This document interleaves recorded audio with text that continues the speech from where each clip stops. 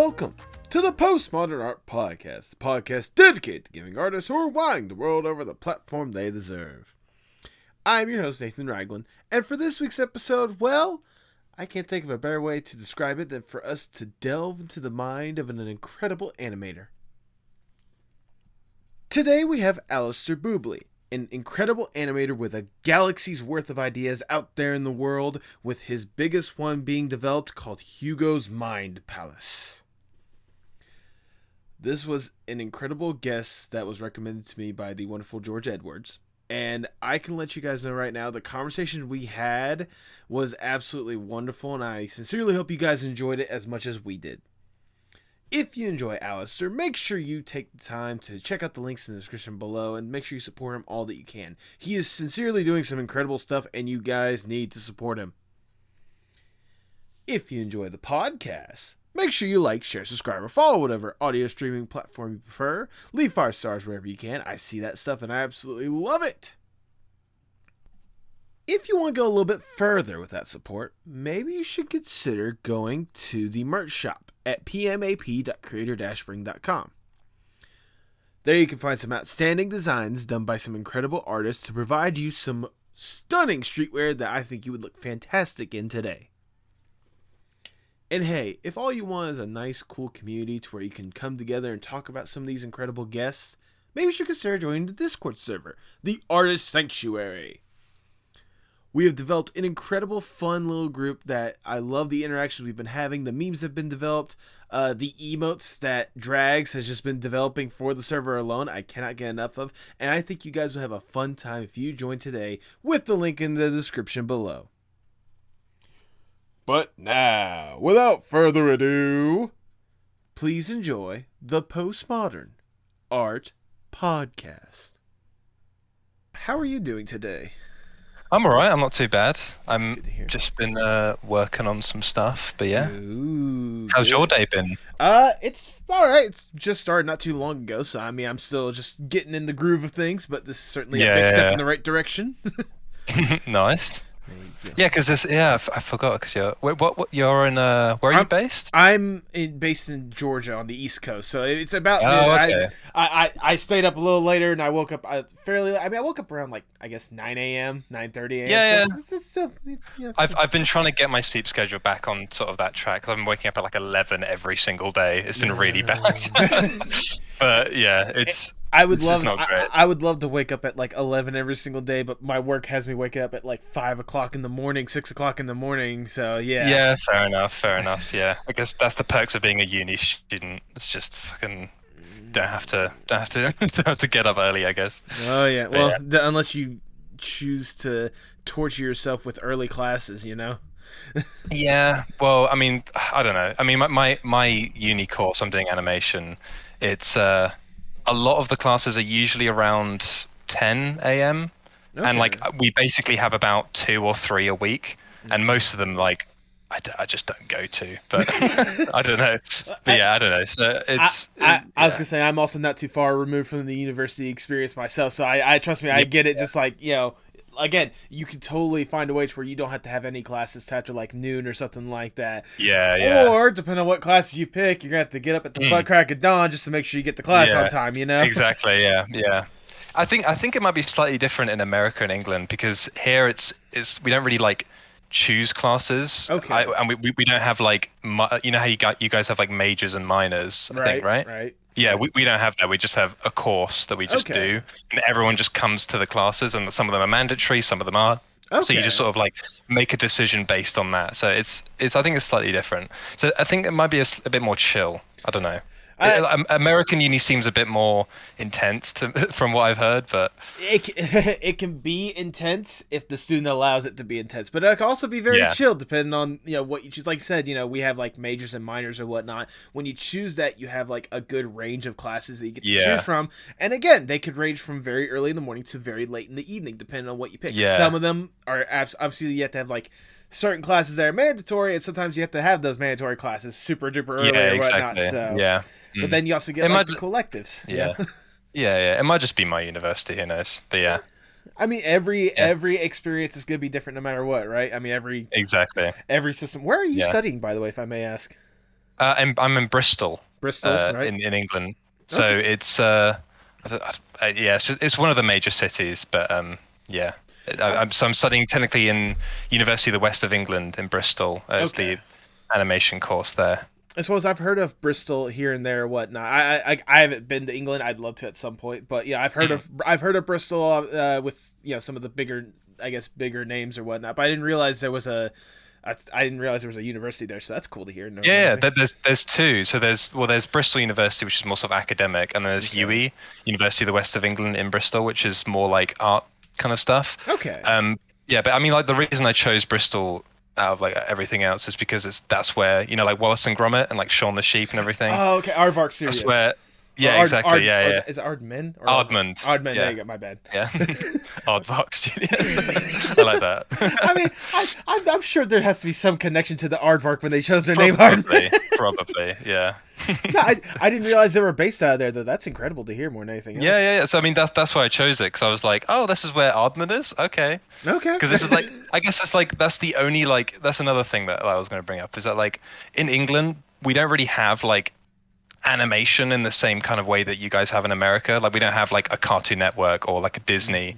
Everything is in America. So the biggest thing we have is like Shaun the Sheep and Wallace and Gromit and stuff like that. So it's like Yeah. it's interesting, but I mean, it's different. I mean, correct me if I'm wrong. I'm sure you guys have like a few dedicated studios like here and there, at least when it comes to England or whatnot. Yeah, But no, again, it's not. 100%. But Yeah, it's not like you were saying. It's not like the powerhouse that you would hear whenever you hear like a yeah. Cartoon Network. But then again, you also look at the powerhouses right now, and I don't know if you noticed, they're kind of on fire. Just all Yeah, across the board. it's kind of going down the gutter. Right? It's kind of going down the shitter a little bit. Not gonna lie. Oh no, you keep Yeah, lying about the it. Yeah, no, HBO it Max is. stuff is it's not great. It's not great. Yeah. Oh my god, you're telling me. I've had some people that I've obviously talked with on the podcast or whatnot that are working with like some of those studios or whatnot, and they're people that obviously a lot of people that I bring on the podcast are trying to like make it to that point, work with Yeah. studios like that, Okay. and seeing Yeah. everything just like burn into a pile right Yeah. now. So this is the thing. This is the thing. Is that it's literally like my dream used to be like, oh, I want to go to Cartoon Network. I want to work at Disney. All these, Right. like that's every animator's dream is like, I want to work at Disney or I want to work at Pixar or whatever. That used to be the dream. Like everyone has that.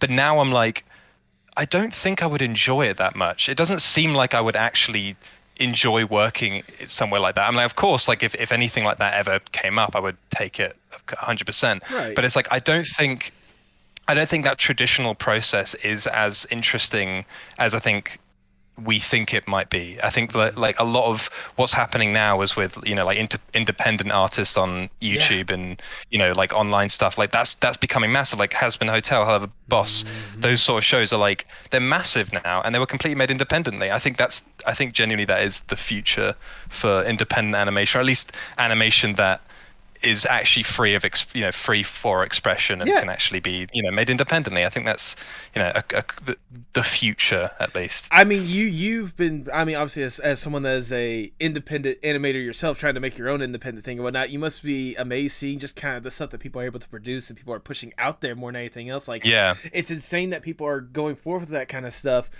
And like the amount of freedom and the amount of creativity that just oozes out of every single project that people are doing more than anything else. And like that used to be like the standard bearer for like those big studios, but like indie's the way to go. But also like it's so fucking hard. I know, but it is hard, but it's exciting. It's like a new frontier that we've never had before, kind of thing.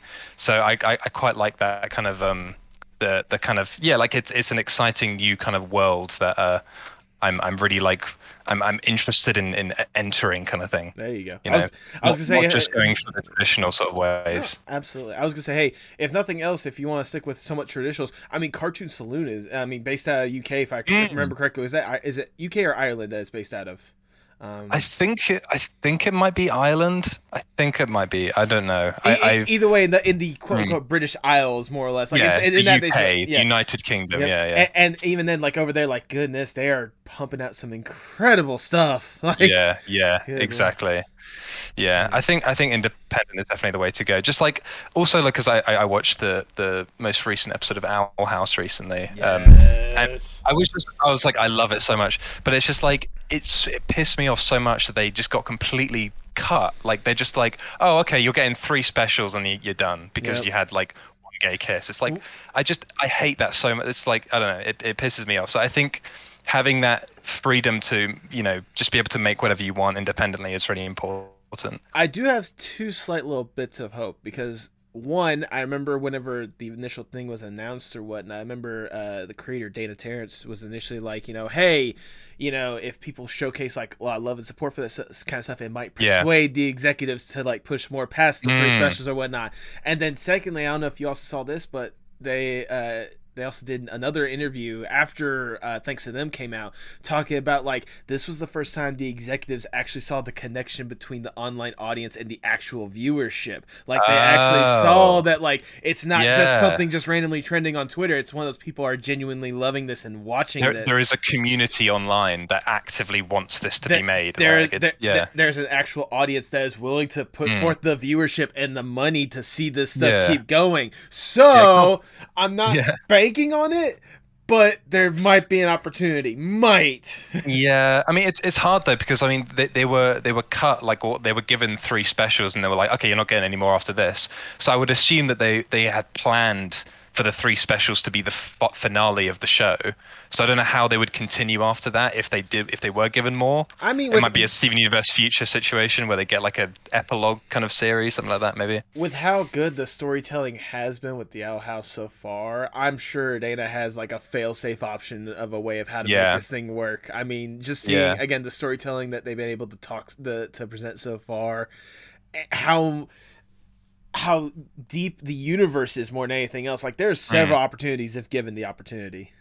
So well, I mean, Dana's always drawing the characters like older, isn't she? She's always like she's always drawing this little. I don't know. I always see her on Instagram like drawing like Luz. There's like I don't know, in her young 20s or like whatever, like late teens kind of thing. So they could do something like Steam Universe Future where it's like, oh, after everything's over, but they're all grown up and they're all doing their life. I feel like something that might be possible, but I guess I feel like we just have to keep watching and hope and wait and see. I hope so. But I mean, like, it's about bloody time. Like, how have they not realized yet that like the internet is like where everything happens, where like the fan base exists? Like, there are people who casually watch on TV, but the 90% of the people who are actually engaging with this are online.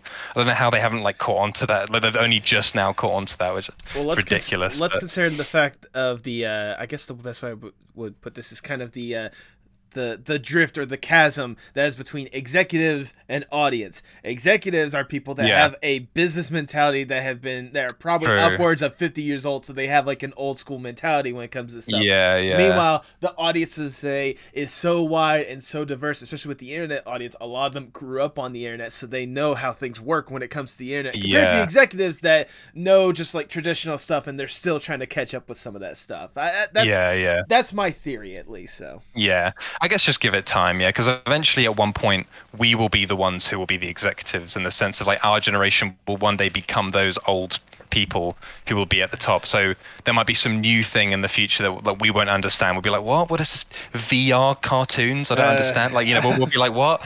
So and then all these like young kids will be like, you don't understand, you're not supportive, so it's like we have to give it time, and things evolve through generations, kind of thing. I feel like we're already starting to experience that with some of the metaverse stuff, but I don't want to talk about that. I don't want to talk about that. No, Jesus Christ. Yeah. Also, I just gotta go ahead and say thank you so much for keeping in touch with me and taking the time to sit down and do this. I know when Ed mentioned you to me in the first place, I knew I wanted to have you on because the stuff that you're developing and whatnot, I just think is incredible. Like, it's cool what you got developing. I didn't expect him to go out of the way to go ahead and ask you ahead of me, but you know what? That's fine with me. He DM'd me on Instagram and emailed me, and I was like, oh, right, okay, cool. And I was like, I've never heard of this before, and I checked you out, and I was like, oh my God, you've got so many cool people on the podcast, and it seemed really nice. And I listened to a couple of them, and I was like, this is really nice. I like this. So I was like, I would be honored to be on it. I'm honored to be here. So thank you very much for. You're just trying to flatter me. Go on. Can I please continue? I'm gonna ask just selfishly, but is there like a particular episode or a particular guest you were like just amazed with, whether it be the conversation or the fact that I just got them in the first place? I love the fact that you somehow got Kevin. What's his name? Kevin Timmer. Tammer. Yes. Emma. That's it. Yeah. I say I'm amazed. I don't even fucking remember his second name. But yeah, no. I just because I love his videos so much. I love like What's the Matter, Martha? All his like classic videos, everything he's done. And I saw like, oh, I was like looking through a video. I was like, you got fucking Kevin on there? How? I was like, oh my God, this is incredible. So then I was like, yeah, I mean, to be even in the same league of like, being on a podcast with someone who's also got Kevin on there, I was like, that's amazing. Look, I'm just as amazed as you, because the reason why I was able to get Kevin is because he followed me on Twitter. Right. This was like episode 30 something, because I got him for episode 49. So like episode 30 something, he just followed me randomly because a couple of the people that I had on the podcast before, he recognized as like we're friends with. So like, well, yeah, I'm gonna follow this person. They seem cool or whatnot. And I eventually worked up the courage to ask him, I was like, hey, you want to come on the podcast? You're the podcast, please. Yeah, it's like amazing when you realize like that, like the people that you look up to or the people that you think are like he's untouchable, like, oh my God, they're so amazing. They're just people. Like they're just literally like, but like that's 90% of this industry is just making connections with people. I've literally said over and over again when people ask me, how'd you get such and such? How'd you get such and such? What's your secret? How'd you do that? And I literally say, here's my secret. I asked. Yeah, I put myself out there and I asked them like a normal person. Like people are amazed put them with on like a pedestal. Yeah, people are amazed with like some of the connections I've made. You got such and such. You got such and such, and I'm like, dude, I'm also surprised I got such and such. Okay.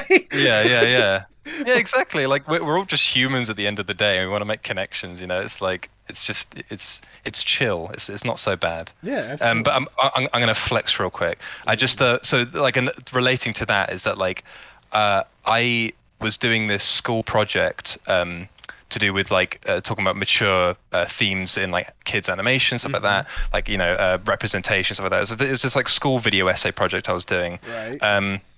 And so I reached out to a bunch of people that like I followed, just like being like storyboard artists, like people like that. And I was like, out of just nowhere, I was like, you know what, I'm gonna just message Rad Cycrest, who is the creator of Keeper of the Edge of the Wonder Beasts. Okay. And I was like, okay, we'll see. I messaged like a bunch of other people as well, and I got a couple of responses back, got some interview stuff. And then out of nowhere, he messaged me back and was like, yeah, sure, I'll answer these questions. So he answered all my questions, everything like that. And then he followed me on Instagram. And I was like, okay, cool. Well, this is incredible. Like, Rad Cyclist has followed me. Okay, cool. And then he started this, what would you call it? He started this, these online classes. It's called Filmmaking 101. It's part of this, like, Project City, Right. kind of, he's doing these new lessons that are teaching like people basically industry skills without having to go to university, stuff like that. So I was like, oh, this is interesting. I'll join that. I joined the Filmmaking 101 class. Did the whole course, was amazing, learned so much. And at the end of the class, he was like, hey man, I really like your storyboards. Do you want to be on as a teacher for a future like class? I was like, what? Oh my God, yeah. So now I'm like working for him. There you like, go. Out of nowhere, I'm just like, oh my God, I'm now working for Rad Cycrest because I asked them a few questions like 3 months ago.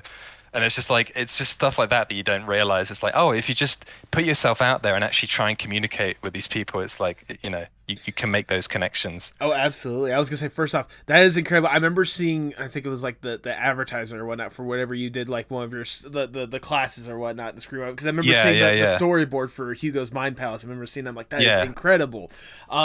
And like, I could think of so many opportunities, like even with this podcast, like I've interviewed like a guest here and there and whatnot. It led to like cool opportunities later on. Like, I interviewed, it's like episode 13 or something like that. I interviewed like an independent game developer who's like developing his own game, one singular person or whatnot. I putting myself out there and whatnot. I eventually got the opportunity to be like the main character voice of the game. Oh wow, that's so cool. Like, nice. Well, you've got a great voice for it, so it's perfect. Okay. Now you're just trying to butter me up. Bit of flattery, yeah.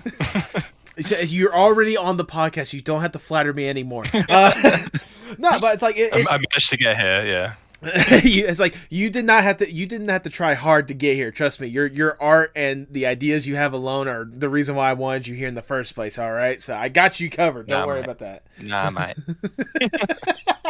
Well, okay, fine. If that's the case, if you don't think so, then we'll just end this podcast right here. I'll see it. Just like leaves the call. Yeah. Oh goodness. No, it's. Wait, is this whole thing been the intro so far? Part of it, I'll probably edit some of it out, like little bits here, but I do want to include this as part of it. Okay, go for it. Yeah. Also, I'm going to go ahead and ask this because for the little intro, I like to, give like, you've listened to the podcast, give a little intro and that's the little thing and whatnot. How do you pronounce your name first and last? Alistair Boubli. Alistair Boubli. Got you. Okay. Yeah, that's it. Yeah. Because I looked at your name and like first off, the first thing that came to mind was Boubli because it's everyone is the classic. So secondary school, like my all my childhood years was either are you related to Michael Bublé or Alistair Boubli is the classic one. Well, so the other feel free to use either. The other association I looked at is like that can't be like Bowlby like from Jimmy Neutron is. Bowlby. Yeah, no. No, so Alistair Boubli, got you. Okay, that's it. Yeah. Just wanted to be honest. I'm probably still gonna butcher. I'm gonna go ahead and apologize. Fine. All right, Alistair. Before we really get going, I must ask the icebreaker question of the podcast, if I may. Let's say you get to go to a deserted island on your own accords. It is just you alone with your thoughts. You get to kick back, relax, breathe, get to truly enjoy yourself for a little bit. Accommodations and everything. You're not like, I say deserted, but you're not stranded. There's a difference. Yeah. To help make sure you don't go completely insane on this island, you can bring one piece of media or one piece of art to help with whatever vibe you're trying to achieve. If given this opportunity, what would that one piece be? One piece of media and one piece of art. Or one piece of art. Just I need one piece. One piece of art. Oh, I see. Okay. Whatever you consider media or art, that's under the umbrella in this case. If I were to bring like a film or something, would I have a TV to play the film? No, like I said, you got your stuff accommodated for that stuff. Okay, so. all right, okay. So, fuck.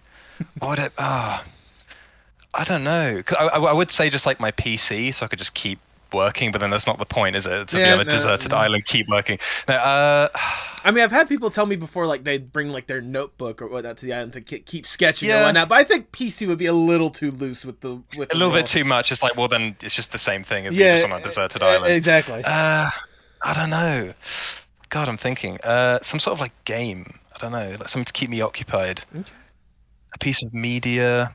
Oh, fuck, I can't think of anything. I also say I'm a little loose with. I say that one piece of whatnot. So if it's like a series of something or a collection of something or whatnot, I could also like allow that. But again, just think one piece. Looking around my room, what would I bring? I guess just like my Switch. Okay. Can I just bring my Switch? Because I haven't played I've played like 10% of Breath of the Wild, and I like need to get through it.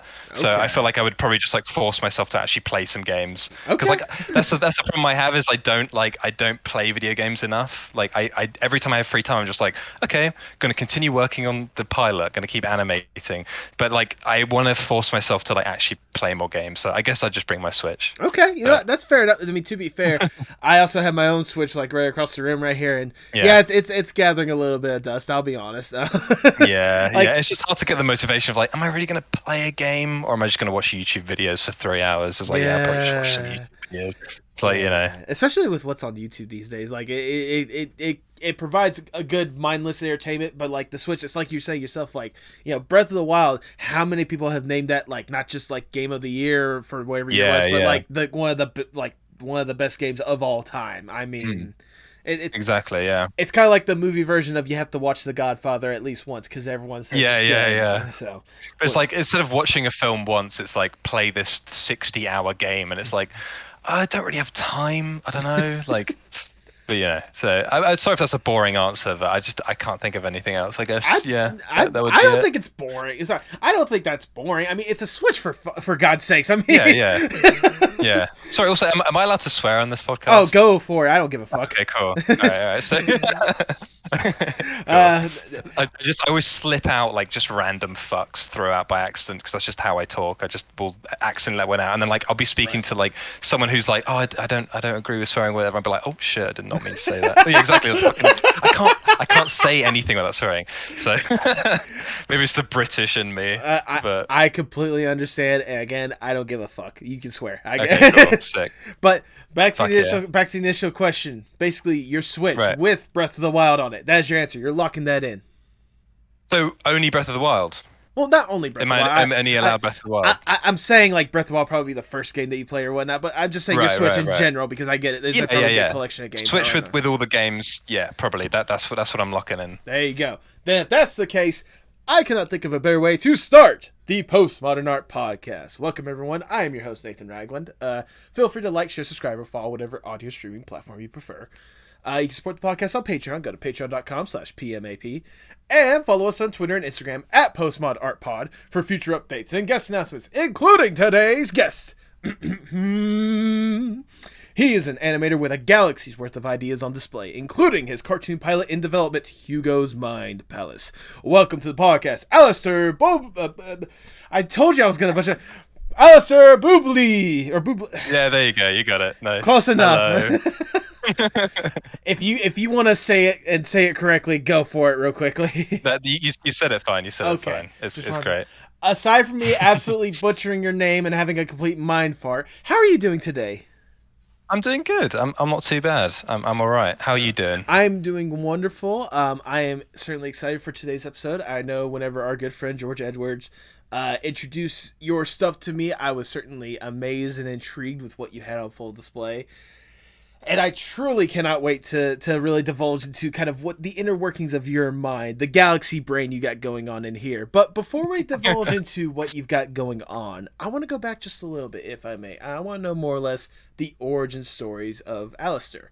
What got you interested in art and animation in the first place? Well, so I've basically been drawing ever since I can remember. Like, I feel like a lot of artists say the same thing, but like I've been drawing my whole life. Like I would always draw like just Mario characters, because I always used to play like Mario games stuff like that. Okay. I would always draw Mario levels. Like as when I was like I think like 5 to like 8, I would just be drawing like just Mario stuff all the time, constantly just drawing random stuff, sketching. Never really considered it as a job because I was 8 years old, so I wasn't really thinking about that. But then as I sort of got older and I started thinking about like, oh, what do I want to do? I actually originally wanted to be a film director. I wanted to make films. I wanted to be in the film industry.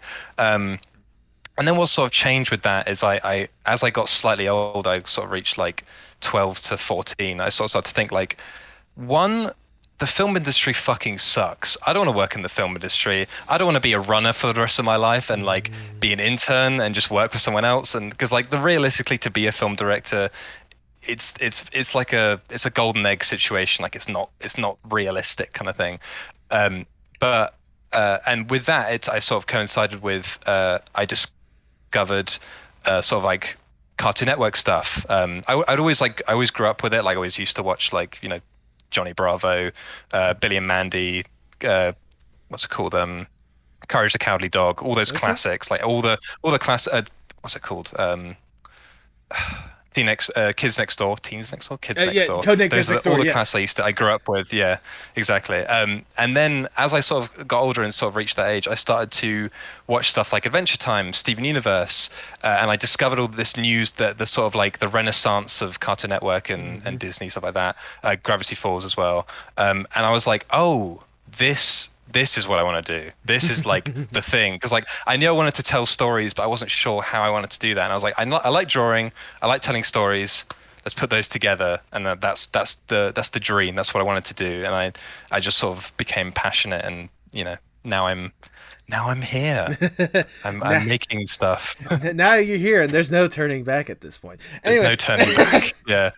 No, what was I gonna say? So first, I want to say, as someone that went to school for filmmaking himself, yeah, no, you're perfectly valid with that mentality. I totally get where you're coming from. Yeah, but like, especially, I mean, respect to anyone who does. But oh yeah, no, absolutely. Yeah. Like, I've had some cool opportunities. Like, at least it came to college. I haven't graduated yet. Working on that.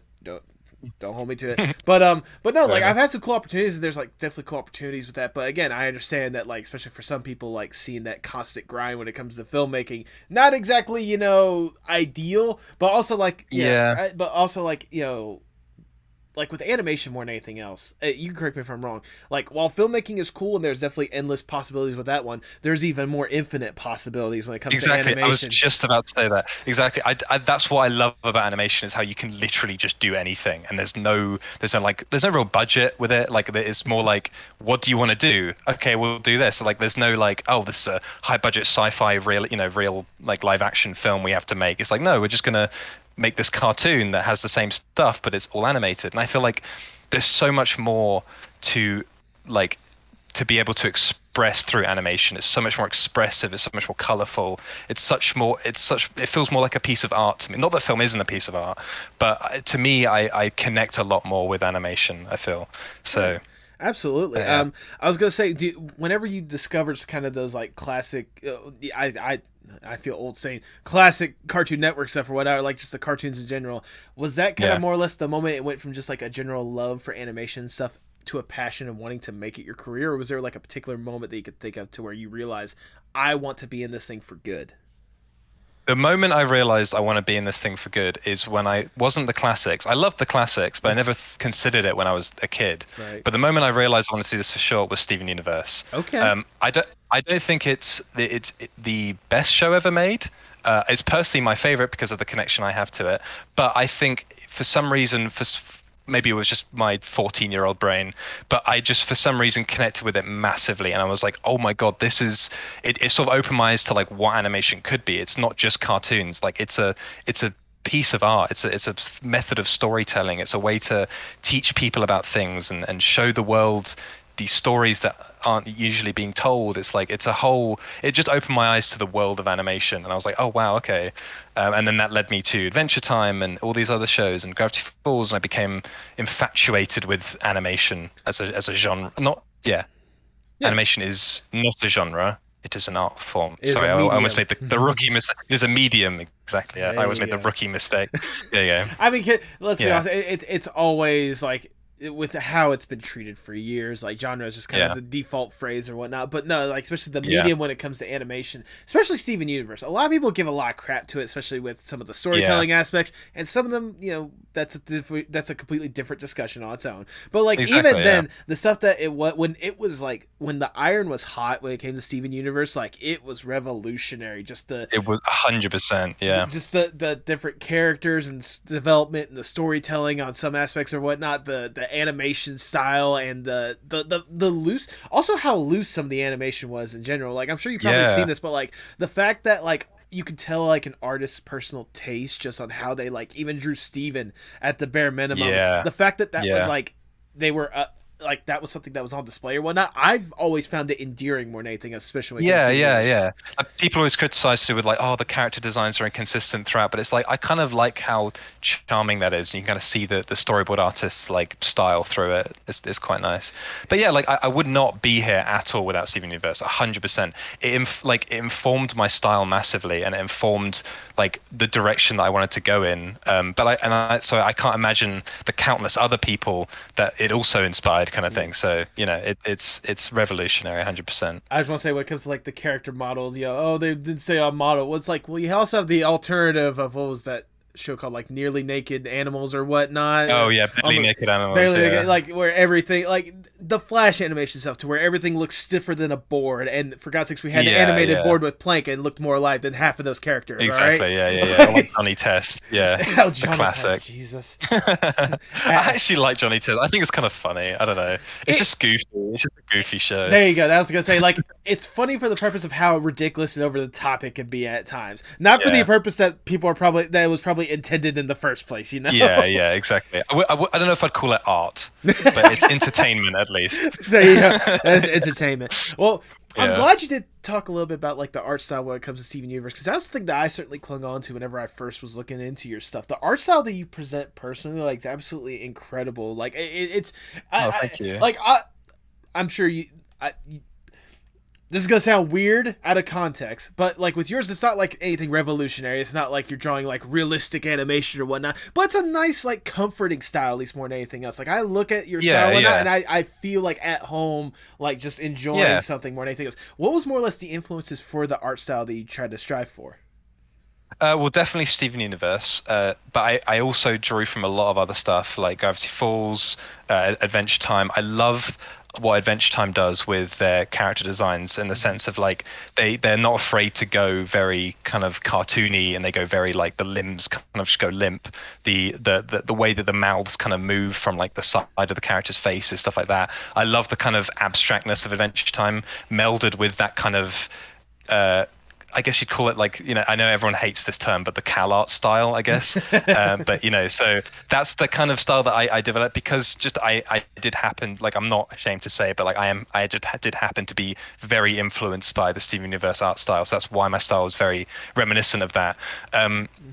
But more than that, I like that style as well because it's like you said, it's comforting and it's like a cozy, nice, cute art style. And I feel like as an artist, I don't necessarily feel like I want to, like I like challenging the viewer, but I don't want to come out with something that's really out of the blue and really just completely. I'm trying to find the right wording for it, but it's like I want to give the viewer the sense of you don't want people familiarity familiarity. Like don't have them overthink. Like try to look at this thing like a paper for a school or something like that. No, like exactly. Like I don't. Yeah, like because I think I respect like what like Hell of a Boss and Has Been Hotel's doing, but I think it's like I'm not trying to make something that's really like I don't know, controversial or hard to watch. I'm trying to make something that's like cute and nice and people like, and I always want to give that sort of sense of like I'm making something that people can find comfort in. I don't know how else to word it, but it's just like I don't like. Here's something I guess that would make sense is that I fucking hate horror films. Okay. So I guess that gives an idea of like what I sort of like. I feel like the world is too. Here's how I'm going to word it. The world is too dark already.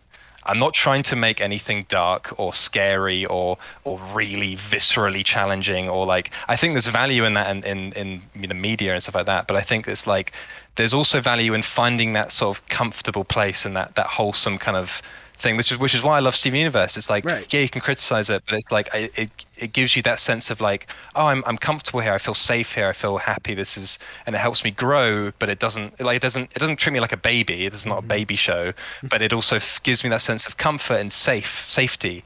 That's what I want to create with my art, I guess. Right. I don't know if that completely went off on a tangent, but yeah. No, it's fair and it's valid. I mean, I get it. Like I said, you want, like I was saying before, whenever I was describing it, just kind of that cozy comfort that you can just sit down, relax, and just enjoy what's on the screen instead of trying to like analyze it 20 different ways. Just something to like brighten up the mood, no matter what the situation might be. Yeah, exactly. Yeah.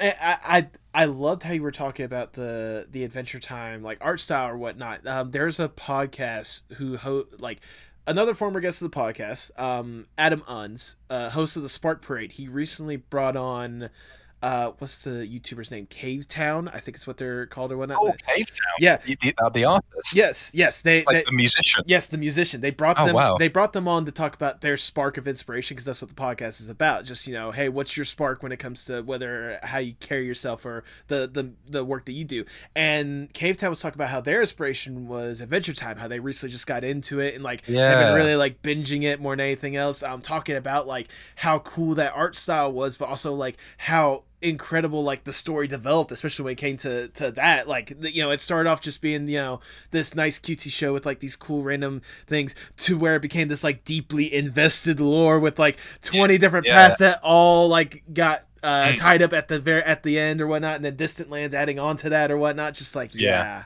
So I mean, I'll say this. I think my personal opinion is that Adventure Time is the greatest animated show ever made.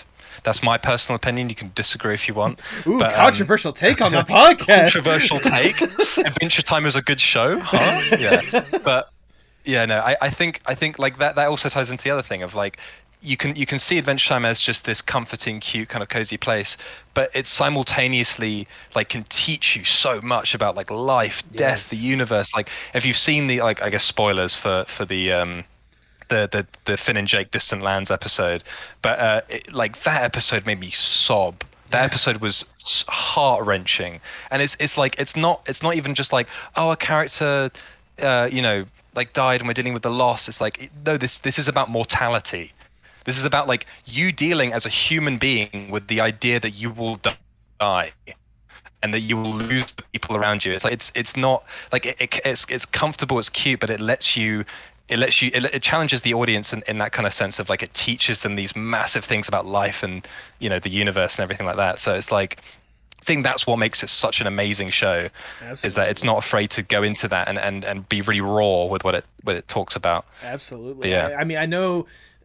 I was gonna say, like, especially that Distant Lands episode, like, it was not only just like Alyssa about mortality just in general, but I feel like it was also uh, the Pendleton Ward's like way of kind of letting the audience know, like, yeah, the show's gonna, the show is over, whatnot, in one way or another, but like, you still get the shares because, like, for a lot of these people, and you can attest this as well, they invested years into these characters. They connected with these characters on so many different levels, more than anything else, yeah, and like, exactly. and like kind of dealing with the fact that, like, yeah, it's over, but like all the good stuff that came with that, Yeah, all the journey that you guys it's went on. So it's a genius way of layering the kind of metaphors, because like it's the same way with the original series finale, it's like the ooh, like 10,000 years plus, whatever, where it yeah. shows 10,000 years, or sorry, 1,000 years in the future. And it's like, what I love about that show is that it's like, it doesn't treat its characters as sacred, kind of thing. The characters die and are forgotten in 1,000 years. Like, they're just like, Finn and Jake are just gone. They're Mm-hmm. no one even remembers who they are. Like, oh, we found this. Like, even BMO, who's still alive, is like, I think his name's Frank. It's like, he doesn't even remember who he is. It's like, I think that's so genius, because it's like, these no like, you might love these characters, but these characters are just people and they live in their own world, and it's like, they will be forgotten and one day you'll forget them. And it's like, it's such a valuable lesson to teach, I think. Just like that, nothing's, these characters aren't sacred or godlike. They are easily discarded, Yeah. kind of thing, in a kind of respectful way, Yeah. if that makes sense. It's In the well, same way, it's the same way that we are, yeah. you know, Exactly, kind of thing. exactly. Now, Yeah. another aspect that I think you absorb from shows like Steven Universe and Adventure Time, not just the art style, but also like the storytelling a little bit. I kind of got that with some of the shorts that you were able to push out or whatnot.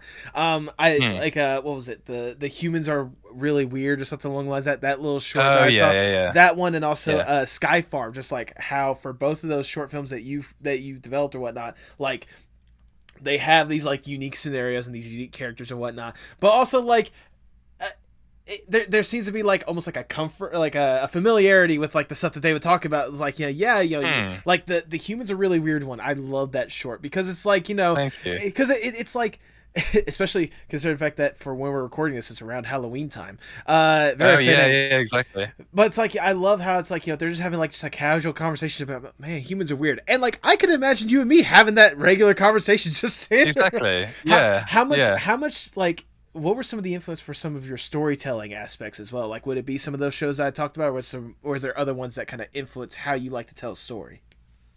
I think definitely Adventure Time is a massive influence with that as well, in the sense of like, I find so funny, and I really enjoy when Adventure Time will have these characters who are these like otherworldly beings, or these really powerful people who just sort of like, you're right. They just sort of talk normally. They're just like very chill, very casual. Like, I love that sort of stuff. I just love that specific like humor of like, oh, I expected something, I don't know, a bit more intense than this. It's just sort of chill, like, whatever. And also, I guess, more like writing stuff. Hitchhiker's Guide to the Galaxy is definitely a massive influence. Yes. I love Hitchhiker's Guide to the Galaxy, and what I love about that is the kind of the like, and what I want to bring to Hugo's Mind Palace is the kind of optimistic nihilism of stuff like that. So you see like Rick and Morty, who's massively nihilistic, nothing means anything, whatever. But what I'm more interested in is the fact that it's like, yeah, nothing means anything. We're all going to die, but also we can find meaning in our life, and we still have fun, and we can still enjoy things, and we still be happy, even though the universe means nothing. So it's like, that's what Hitchhiker's Guide to the Galaxy, and in part Adventure Time does a lot as well. So I love those sort of like existential kind of questions, and those sort of like very very deep themes, but still leave you with a sense of comfort rather than like existential dread, kind of thing. Right, absolutely. I mean, I certainly appreciate that. It goes back to like what we're talking about when it comes to the art style as well, just kind of that like comfort and uplifting like mentality whenever you want a person to sit down and like watch your stuff more than anything else. I feel like Yeah. that ties in perfectly with that more than anything else. So, Hmm. I Yeah, definitely. it, I love that. I love that mentality. I can certainly see that with some of the stuff you're pushing forth. We'll definitely talk about that when it comes to Hugo's Mind Palace more than anything else, because there's a Hmm. lot to really divulge into that. I did mention the Yeah. short really quickly. I just want to talk about this because I watched the short of Sky Farm and I was just amazed with Yeah. that more than anything else. Like, what influenced you to make that kind of short? For those who don't know, what is Sky Farm and what influenced you to make it? Okay, well, so Sky Farm is a short film I made. I think what, like, was it 3 years ago now? Jesus Christ. Yeah. Yeah, about 3 years ago. It's about a farmer who lives on a cloud, and he's farming massive carrots, and he gets really jealous over another farmer who's got bigger carrots than him, and he uses some sort of magic soda to basically make his carrots bigger, and then there's this whole, I guess I won't spoil it, but it's just like it's a big journey of it's about like jealousy, and it's about yeah, I guess it's mostly about jealousy, but also about like not comparing yourself to others, kind of thing. But the way that film was made, interestingly, like there's a story behind that, is that I remember once sitting around with my group of friends. We were just talking about like our future and stuff like that, and I at that point hadn't done any like short film yet, or I hadn't made like an animated short film. Okay. And basically we were just talking about our futures, kind of thing, and like what what we're going to do, kind of thing. And I was like, oh, I want to do it. I want to go into animation. And he was like, have you like done any film yet? And I was like, oh no, but I just want to go to uni for animation. I should have thought about this, but I didn't like, I don't know. I didn't think it was that big of a deal, which it isn't. But my friend who doesn't know anything about animation was like, you should probably make a film. And I was like, maybe I should make a film. Fuck, what if I don't get into university because I haven't made a film? So I spent the next year making a film, and I made Sky Farm. But what actually inspired that film is a trip that I went to in Norway. I went to Norway. It was like one of the first ever trips I did alone. And I remember hiking around the fjords. And there was just these beautiful, like pristine, like if you've ever seen the movie Howl's Moving Castle, Yep. just that that scene where it's like the massive endless fields and these like huge big, like massive blue skies with clouds going past. I was basically in that place. I was like, oh my God, this is amazing. This is beautiful. I want to make a film that gives that kind of sense of massive open, beauty, kind of thing, like like in the sky. And I sort of kept developing it, and I eventually developed Sky Farm because I wanted to have that kind of, I like the aesthetic of big open sky and clouds, kind of thing. I don't know. Yeah. I mean, But, no, it's yeah. like I said, it was a wonderful concept. And I thought it was just fun more than anything else. Just kind of seeing, like, because you didn't.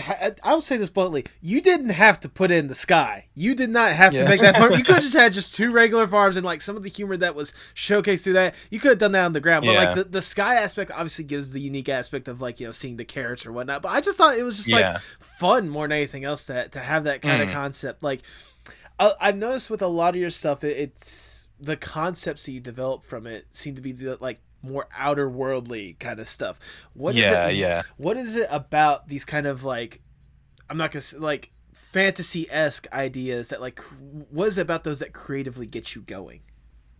Oh, these are great questions, by the way. I appreciate that.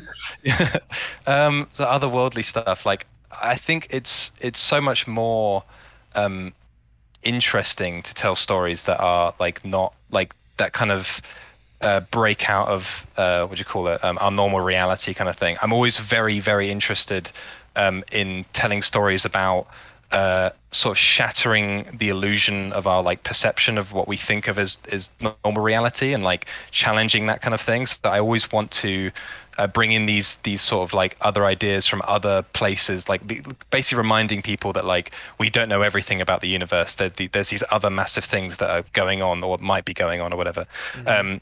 So I don't know. I guess I like stories like that, and I like bringing in those sort of concepts. I just think it's cool. Yeah. I just think it's cool to do stuff like that. I don't know. So and I am actually currently developing an idea that is like the most grounded idea that I have so far. I think I've definitely mentioned it. I've done a post about it. It's called Ends of the Earth, which Okay. is and it's about these just like four British stoner teenagers, and they find there is like an element of otherworldly because they find an alien, but it's still based on Earth and it's in the real world. So it's kind of like that's the most like grounded idea that I've ever made, kind of thing. Yeah. So that's an interesting new step for me. But yeah, But I mean, even then, like you kind of illustrated this a lot earlier when you were talking about the reason why you got into animation in the first place. Just kind of, I can imagine, especially with the outer worldly stuff, kind of the infinite possibilities that are out there, like to creatively just like reach out and attempt to like explain something. Because like, especially, yeah, you can imagine like when it comes to reality, like there's already the amount of like rules and limits that are available when it comes to that. Meanwhile, you go to sour worldly stuff. Who knows what the fuck can happen? You can make shit up and it's actually real. Exactly. Yeah. I just love that idea. That's why I like stuff like Hitchhiker's Guide to the Galaxy and even Rick and Morty and stuff. In the sense of like, it's just like we are so limited in our perception of everything that we have no idea what's going on. But at the same time, like when we get there, it might not be as like this, it might not be as like interstellar, transcendental as we might think. It might just be like, oh, this god is just like chilling and he's on his phone and he's like having a, he's like, yeah, you're right. Like, yeah, you've discovered this amazing thing about reality, but at the same time, it's kind of the same as your regular reality. Like, I'm just chilling, like, I don't know, that I like that kind of the intermingling between that, like the fact that it's like nothing means anything, but at the same time, it's not so different from your usual everyday life kind of thing. Right, absolutely. And I know that the best case you're going to be showing that is the creme de la creme and the really big like meat and potatoes of the conversation that I wanted to get to, and that is this concept that you're developing called Hugo's Mind Palace. Now, yes, I think that the best question to obviously start this is for those who have no idea what in the world we're talking about. How would you describe Hugo's Mind Palace? And once again, how did you develop this concept in the first place? Okay. Well, Hugo's Mind Palace, or the log line for it, is 3 interdimensional retail workers travel the multiverse in search of artifacts to sell on their shop in Earth to pay off their rent. Mm-hmm. So basically, it's these 3 characters, Hugo, Sam, and George. Hugo is a human with a third eye. Sam is a sentient robot, and George is a sentient piece of dark matter. And they have this illegal dimensional portal in the back of their thrift store on Earth, where they go to different dimensions and they steal artifacts or trade them or whatever happens. They obviously legally acquire these. They legally obtain these artifacts, and then they bring it back to the shop and sell it for profit. So that's the overall concept of it. But yeah. How'd you develop this in the first place? Because it goes back to obviously us talking about like this fantasy outer worldly stuff more than anything else. But like I don't know if I could come up with a concept like this because like it's both like so uniquely like out there and like fantastical, like million different galaxies away, but also like so grounded and down to earth when it comes to just the concept or whatnot. How did you develop this in the first place? Yeah, so I don't know. I'm trying to think. So I've had these characters and these ideas for ages, and I definitely wanted to. The idea originally stemmed from I wanted to basically incorporate this idea of these like otherworldly existential kind of concepts, this kind of like psychedelic kind of imagery and art that I'm really inspired by. Mm-hmm. These like these what do you call it? There's like DMT paintings that I'm really interested in, and like there's a lot of art like that which I don't see in animation a lot. It's only usually in like avant-garde film, like stuff like that you really see stuff like that. And I wanted to bring those sort of concepts of like opening your mind, entering these other worlds kind of thing, in a more kind of esoteric sense rather than a Rick and Morty sense. Because I find a lot of people comparing Hugo's Mind Palace to Rick and Morty, which I can see it's fair, but I feel like the way it sort of departs is that it's less like Futurama-y sci-fi and more kind of esoteric, psychedelic, sort of philosophical. If that makes sense, it's more like what's it called? Midnight Gospel. That's another show. That's really exactly what I was gonna say. It's less Rick and Morty, more Midnight Gospel with the way that. Especially when Midnight Gospel came out. Yeah, when Midnight Gospel came out, I was like, damn, it's really similar. Fuck. I was really upset. I was like, oh, fuck, it's really, oh, no. But yeah, no. So, like, definitely that, like, inspired it as well. But so I've had these characters for ages. It was originally just going to be Hugo on his own, and he somehow gets this third eye, and he travels through different dimensions, and it's going to be this, like, Lord of the Rings type journey where he goes to different dimensions and then slowly meets George and Sam throughout. But I thought that wouldn't really work as a show, so I kept developing, kept developing. Um, and then I came up with the idea of like, oh, what if they just were in one location where they had this shop? I just wanted them to be in this one location because I knew that a lot of shows are like that, where you have this kind of one setting, and making a show where because I wanted it to be slightly episodic as well. Mm-hmm. In the sense of I wanted them to be able to just have this one place where they go to and it's always there, and it kind of resets every episode, but there's still this interwoven lore that will be scattered throughout as it goes along. But so I came up with the idea of the shop, and then from there the rest is history, I guess. Yeah, I mean, that's where the idea was formed. I mean, if I may say, it's at least history in the making, because by God, like Yeah. every little bit that I've been able to see from Hugo's Mind Palace that you've been able to present, whether it's the initial trailer or the little clips that you've been slowly working on or whatnot, like I am loving every single little bit of it. I love I'm loving the setting that you have with the thrift shop, but also like some of these outer worldly, like unique scenarios that, again, I don't know if anyone could ever think of more than anything else.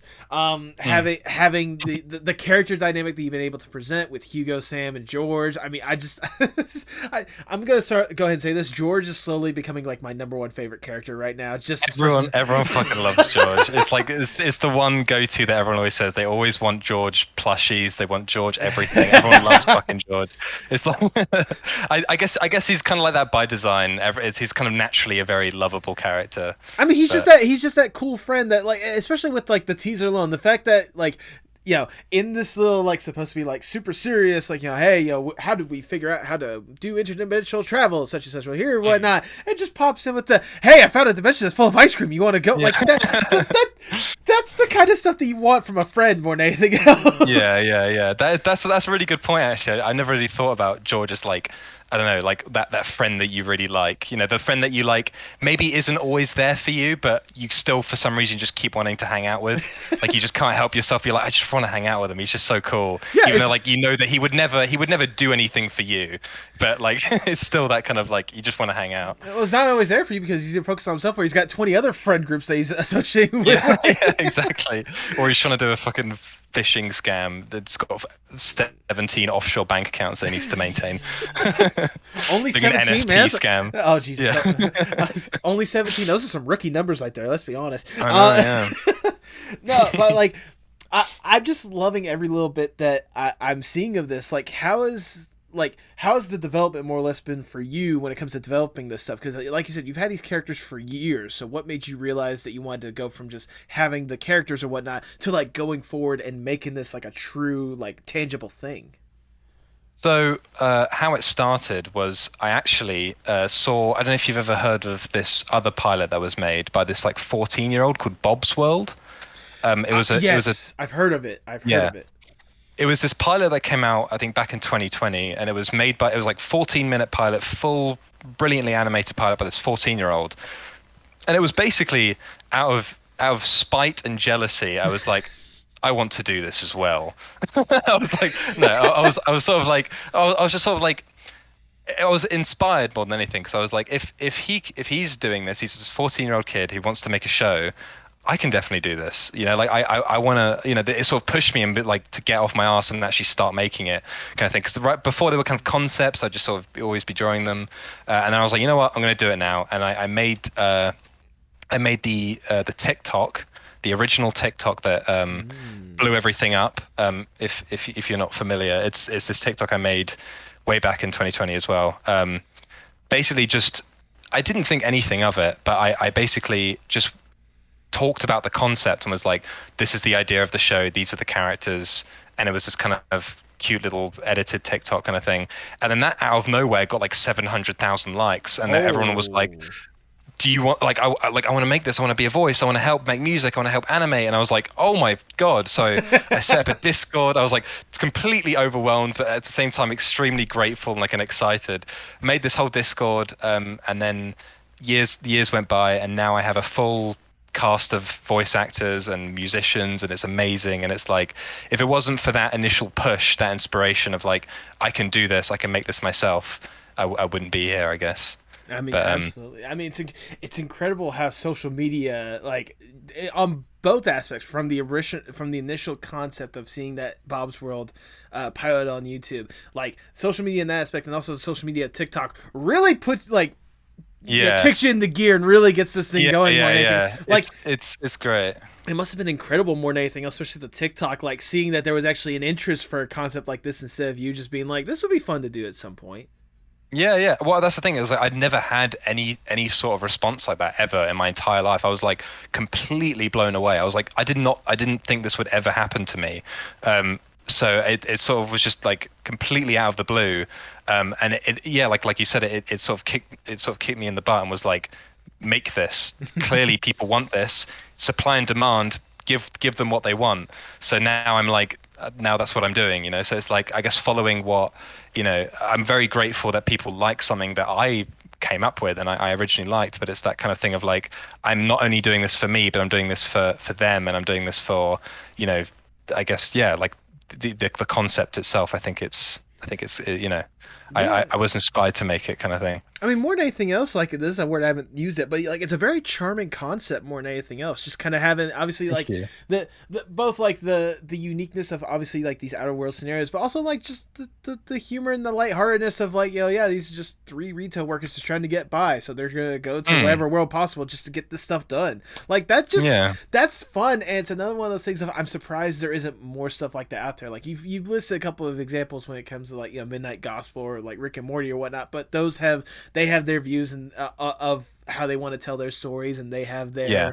their I guess motives and their storytelling techniques. But like with you, you're just looking for a good time, and I just think it's Mm. fun that you're developing this more and more. Thank you. Yeah. I mean, I definitely I wanted to include something that because I knew I wanted to make the show in some way related to a commentary on like capitalism. So Mm-hmm. I wanted to sort of I definitely wanted to include that kind of idea of like take these characters taking these, you know, these almost like sacred otherworldly amazing scientific discoveries that like I guess in any other context would be like mind-blowing and would revolutionize the planet, and they're using it to like pay off their rent kind of thing. So that's the kind of that's what I wanted to like go for and bring that kind of like charm, but also like bring up the idea of like, you know, maybe we're not taking our natural world seriously enough, and we're sort of taking advantage of it kind of thing. So it's that kind of dichotomy of that, I guess. But I mean, that's yeah, it's I say it a million times already. I'll say it again. It just looks incredible, and I'm already thank you. I'm certainly one of the people ever since I got introduced to this that is certainly excited to see the more that you develop with this, especially with like the characters that you have involved. Like I love the three characters you presented so far with, or the three main characters I say with Hugo, Sam, and George. Once again, Mm. like I know you said Hugo was kind of more or less like the one that was there first, and you wanted to have it. How did you develop the characters in the first place? Oh, well, so Hugo, I knew I wanted to have a main character who had a third eye because I thought that was a really cool just design, and I Yeah. designed a bunch of characters like that before. I was like, oh, okay, that's a kind of cool idea. And then as I started to develop the idea of like, oh, maybe he's going to different dimensions, different realities, the whole idea of and the symbolism of the third eye meaning the mind, you know, it's the idea is the key into the mind kind of thing. Right. The portal Is into the the mind third more than eye. anything else. Exactly, yeah. It's the third eye opening is this, you know, there's a whole symbolism to do with that. So that's how I sort of developed him, and I gave him the sort of like Futurama fry hair, and just sort of like made him a very. I wanted to give him a very intentionally sort of muted, like white black sort of what do Color you call it, palette. aesthetic color palette, because I knew that the whole show is going to be very colorful, so I wanted him to sort of like contrast that. Originally, Sam was going to be a reality technician. So originally, Ooh. I don't know if you can show a picture or something, but like Sam was originally basically an orange cube that looked more like Darwin from Amazing World of Gumball than anything else. Okay. So she was originally this reality technician that was going to be really pissed off at Hugo for breaking the laws of reality, because the idea was that like she so this is a whole other thing, but there's this concept in like psychedelic stuff like that and in DMT known as the clockwork elves, where basically the idea is that it's more of a theory. It's not anything like that. But it's more like it's not like I don't believe this or anything. But it's just a theory, and it's just an idea that people who take DMT experience this sort of thing, where they don't do drugs, kids. No, don't do drugs. But don't do drugs. This podcast does not advocate disclaimer. the Do not do DMT. But the idea is that people who have these experiences sometimes will encounter these entities that have been coined as clockwork elves, who are these beings who maintain reality, and they're the ones toying at the behind the scenes of reality, keeping it in place, keeping it going. So I was really inspired by that. I was like, oh, that's such a cool idea. So I wanted to bring that in, and I made Sam one of those, basically clockwork elves, and Hugo's breaking through this reality, and he's like, I'm not supposed to be here, and she's like, yeah, you're not supposed to be here, you're breaking the rules here. And she was going to tag along on his journey, and then George originally didn't have a mouth even. He was going to be this floating sort of like, he still had a body, but he'd be sort of floating around, and his personality was a lot more chill and nonchalant, and sort of was like, oh, whatever, go with the flow kind of thing, but also kind of like snarky. I guess I think if you've ever played the game Undertale, yeah, I think everyone has. But if you know the character Metaton, he was definitely more inspired by Metaton back then. This was like early stuff. I'm just thinking about the origins of the characters. Right. But since then, they've completely changed. They are like completely different things now. But yeah, I guess it's the origins of the characters. I knew I wanted to bring in these otherworldly characters and have this kind of very straight man, like normal guy who would be like forced to come in contact with these characters and be like, oh my god, what is going on? So that's the kind of the idea of where they came from. I mean, like, even that initial concept, and I can only imagine that the initial dynamic. I mean, I imagine some of that has definitely carried through as, the concept and the characters, like, changed ever so slightly, but, like, the dynamic, especially that these characters share more than anything else, I love it on so many different, like, aspects or whatnot. Like I said, we talked about George going from, like, this chill dude, just kind of the everyone's best friend, even even though he's not. Yeah. I love, like, Hugo's, like, both, like, I guess enthusiasm would probably be like the best word for Hugo more than anything. Because one was like, yes, we have to do this. Is like, go forth positive mentality no matter what, like going through this stuff. Like, yeah, we can power through. We can figure out a way to get through this. We got this more than anything else. Yeah. And like Sam's cautionness, but yet I guess willingness to just go neuroticism. through with it. Neuroticism. Yeah. Like the dynamic is just like so cool. Like, how important was it for you to have that kind of dichotomy when it comes to these characters? Well, it developed over time, and I sort of like realized that like how vital it was as I was sort of developing them. But I sort of realized that they fit perfect. I even included this in the pitch Bible for Hugo's Mind Palace. Is that they have this perfect sort of triangular trichotomy, I guess you could say, in the sense of like they all bounce off each other in a kind of nice way, in the sense of like George enables Hugo's stupidity, but Hugo sort of keeps George in check. George and Sam constantly conflict, but they relate to each other in the sense of they both don't belong in this sort of human world. Hugo and Sam are very like connected in the sense that they both have this willingness they're kind of quite optimistic and they kind of want to help people, but at the same time they conflict because Hugo isn't, I guess, all there all of the time. He's kind of a bit, he can be a bit fallible and cowardly sometimes. So it's that they have this very nice trichotomy in the sense of like, this is something that is really important with like writing as well, is like make sure your characters write themselves, kind of thing, because if you have characters that are that are interesting enough that they can kind of carry the story by themselves, then you're sorted, kind of thing, because then you don't have to think too hard about how a character is going to react to a situation. You just know immediately, like, oh, George is going to do this, kind of thing. It's like that's like, if I can give any like, I guess, advice for anyone who's like writing, it's like just like make characters that write themselves, and that takes a while, but you do get there over time. No, absolutely. I can certainly tell that not just with the main characters, but some of the little teasers of the other characters that we've been able to see here and there, that like just side characters, whether it be one-offs or whatnot. I have to talk about one of my favorite side characters that we've only seen like 30 seconds of, something like that. Can we talk about Daryl? Daryl just seems like cool. I actually, I do love Daryl. Daryl is a very recent addition because originally I was going to do a 20-minute pilot, Okay. and I was going to spend the next like 3 years working on it. And I thought, realistically, if I spend 3 years working on a pilot, I'm going to end up hating this project, and I want to get it out as soon as possible. So I sort of reworked the whole idea of the pilot. It was going to be this whole different adventure, and I sort of condensed it down and made it a lot more simple. Sort of changed up the story a bit, and was like, okay, I knew I wanted to have the characters go to this other place, but I didn't want it to be too complicated and too like they have to traverse this new land, which was what the other one was going to be. Right. So I came up with this idea of like, oh, they go to the spirit dimension, which is this very dangerous place, but at the same time, it's very, very simple, straightforward. You know what the spirit dimension is going to be like, and they interact with this sort of this god character who was going to be very hyped up in the sense of like he's the master of eons. He scours the in time and space for artifacts to add to his master collection kind of thing. Right. And I was going to make this kind of very scary thing, and then when you meet him, he's just this like gamer who's like playing Angry Birds on his phone, and he's kind of like just like yeah whatever kind of thing. So I knew I wanted to have a character like that.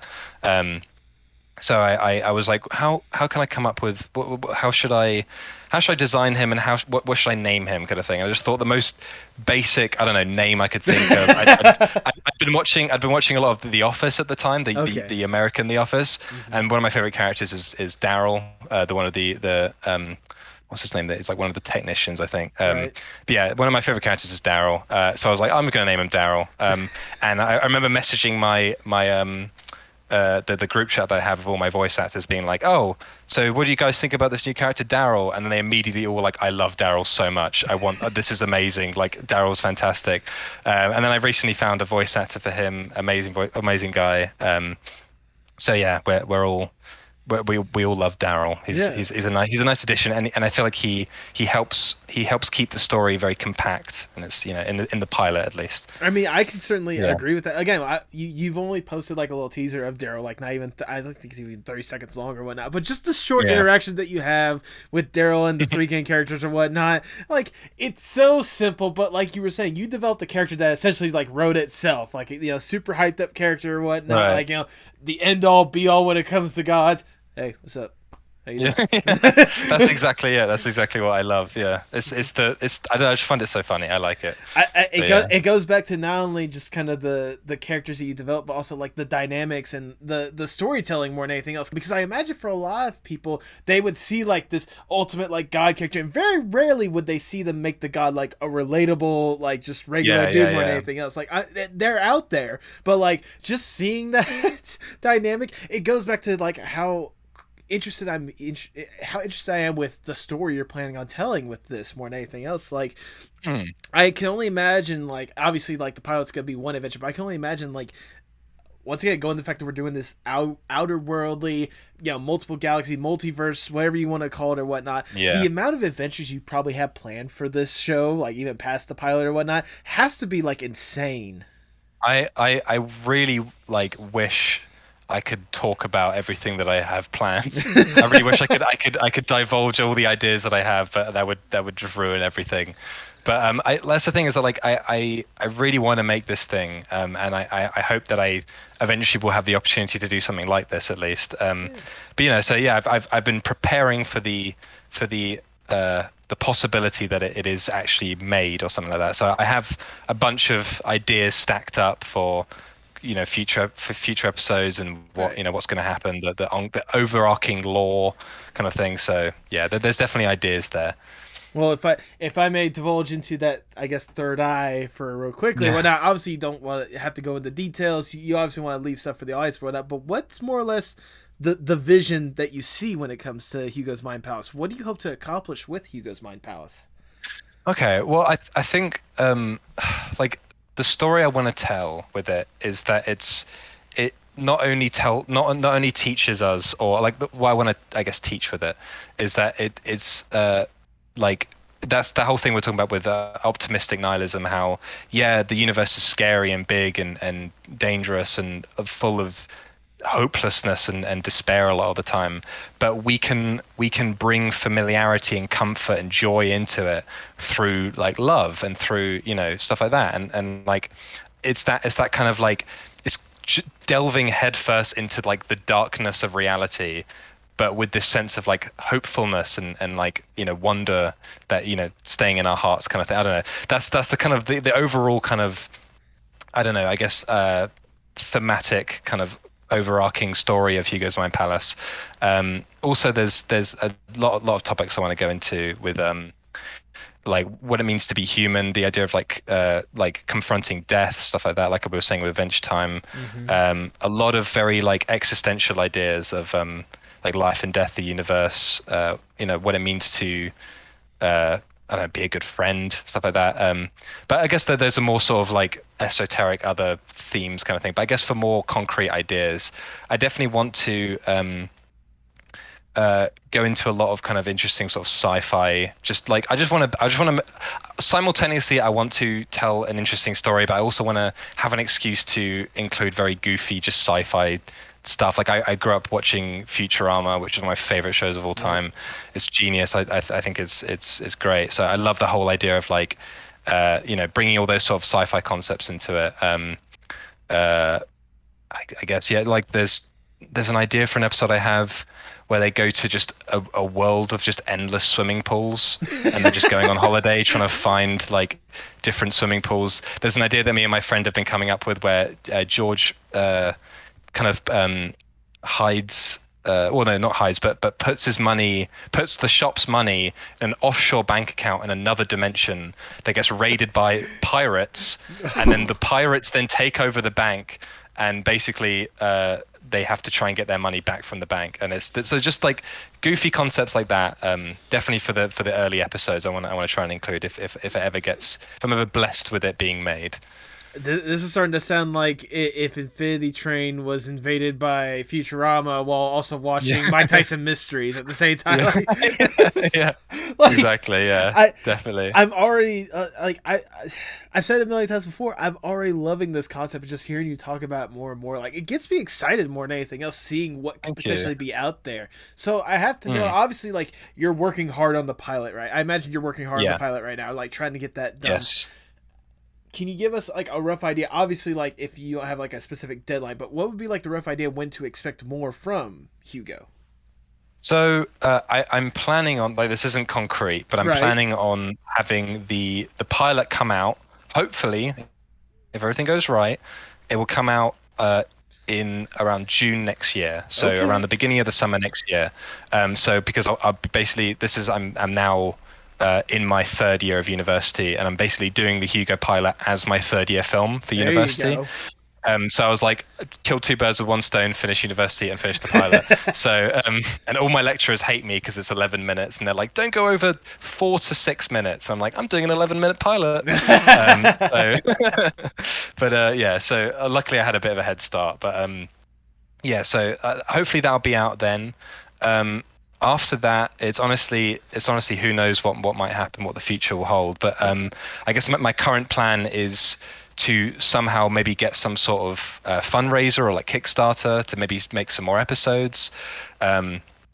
Obviously, the dream is to be picked up by a studio, but who knows if that would ever happen. So preparing for the more likely thing is that I would have some sort of Kickstarter set up where maybe if people like the pilot enough and there's enough people behind it, we could make a little team of animators, and we could I could actually pay them fairly, and we could all make it together kind of thing independently, like the way that not Husband Hotel, but Hell of a Boss is doing, kind of thing.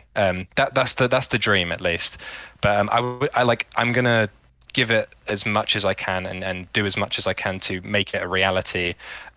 So we'll have to just wait and see. But right now I'm enjoying making the pilot. So even if that's just the only thing that gets made, so be it. I still would have enjoyed the process. Oh, absolutely. But, I mean, I can only imagine. Yeah. I can only imagine. And I do want to say I love the idea of like the getting to the point where you can actually have like a little crew or whatnot, actually make this thing for. I forgot to mention this sooner, but also like not only the crew of animators, but a good like voice acting crew, because you already got a good crew as is. I've got to say part of the thing part of the thing that sells me on the characters is the voice acting you have present, like especially Tom Clark 100%. Voicing Hugo or whatnot. I call it like. Did most of those come whenever they initially saw like the TikTok or whatnot? Like, how'd you find these incredible voice actors? Yeah, so the 3 voice actors is like Tom Clark, Kat Grannis who does Sam, and Ray Feezer who does George, and they're an amazing cast of voice actors, so unbelievably talented, and I'm so unbelievably lucky to be, even in contact with them and stuff like that. But the way I came into contact with them was from the original TikTok. So they were in the Discord that I made afterwards. I made another TikTok being like, if you want to audition, come to the Discord. I made this whole channel where people would send in their voice lines or they'd audition. When I think we got through about like 300 auditions. It was ridiculous, like so many auditions. It literally took me about like 4 days with all my friends to go through all of them. We were literally looking because we had to look through and be like, is this right? And then we had a whole selection of like 5 people who were like, oh yeah, like comparing each one is like, well, which one's better? And it's hard because it's like, it's not like in traditional thing where you can like call them back in and be like, do more to see kind of thing. And we did at the end do a little sort of thing where it's like, send us more voice lines. We've selected you to see like I gave them a huge like paragraph to read out in the voice, Right. and then they would sort of read that out, and then we'd compare that because it gave us a more sort of full understanding of like what the voice was like, and then eventually we came into the 3 that we found, which is I could not be happier with, and more interestingly is that Fraser Henderson, who voices Daryl, originally auditioned for George, and then when I did the Daryl thing, I was like, oh, can I audition for this? And I was like, yeah, sure. And he did a brilliant Daryl. I was like, okay, yeah, because I was originally going to be like, it was between sort of like that. So I'm happy that I could bring him back and have him be a voice as well. Yeah, So absolutely. I can only imagine. yeah. I can only imagine not just with the voice acting crew, but just the crew in general. The amount of talent that is already getting into this. What little you're able to get so far to truly develop this. Because like again, Yeah. especially seeing how the TikTok blew up, hearing how the TikTok blew up, Yeah, I can only imagine the amount of people that were just like, I need to get involved with this one way or another. Yeah. And with the musicians as well, it's like it's incredible. Like I like there's some fantastic people who are working on it now, and like some of the soundtracks that are being made, I'm like, are you sure you made this for me? Like, did you not make this for a film? Like, I'm so like, it's unbelievable imposter syndrome sometimes where I'm like, I don't deserve this. This is so good. Oh my God. But it's at the same time, you have to have the sort of idea of like, people like the idea. It's okay. The sort of like, so I'm very incredibly grateful. And I also have some brilliant animators, background artists as well. But yeah, amazing people. Yeah, absolutely. I can't be more grateful. I mean, I can only imagine. And again, like I said before, it makes me excited to see what's next. But for this next question, if I may, let's see what's next if I give you more or less the dream scenario, if I may. Okay. Let's say I am Big Shot Mr. Moneybags. I come to you like, look, Alistair, we know there's something incredible here. Yeah. We know that there's a potential gold mine for some incredible stuff right here. You just need a little extra push more than anything else. Something to help us get to that point.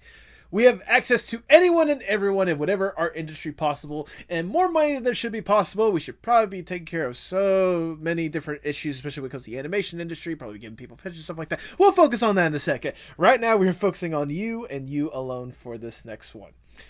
If given this opportunity, what would be the Dream Alistair Boubli project? Dream Alistair Boubli project? Yes. Oh my God. And why would it just be 20 seasons of Hugo's Mind Palace? Well, that's the thing, is that it's like I haven't even let myself think that big, because it's like you can't, like your brain is like, I don't know, my brain can't comprehend that much, because I'm like, just focus on the pilot, don't think too hard about the future.